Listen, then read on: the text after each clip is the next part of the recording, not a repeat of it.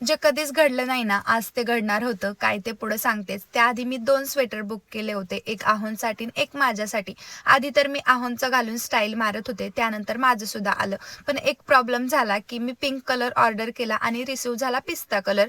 पण काही कारणाने मला हाच ठेवावा लागला. त्यानंतर आहे ना, दुसऱ्या दिवशी लाडू चालला होता स्कूल ट्रिपसाठी. तो तर खूप जास्त खुश होता, पण मी जरा सॅड होते. कारण की एवढा वेळ तो मला कधीच सोडून राहिलेला नाही. एक स्कूलला जातो तेवढंच नाही तर जास्त वेळ तो मला कधीच सोडून जात नाही.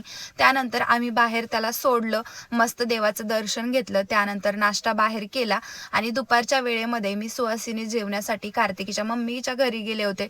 तिकडं मस्त पोळ्यांवरती ताव मारला आणि ह्या काळूबाईच्या सुहासिनी त्यांच्याकडे दरवर्षी असतात. दिवसभर हे सगळं चालूच होतं, पण मनामध्ये एकच हुरहुर होती की लाडू काय करत असेल, तो जेवला असेल का, पाणी पिला असेल का, काही त्याला लागलं तर नसेल ना. पण भारी वाटत होतं शेवटी की तो ट्रिप एन्जॉय करतोय म्हणून आणि शेवटी तो खूप जास्त खुश झाला.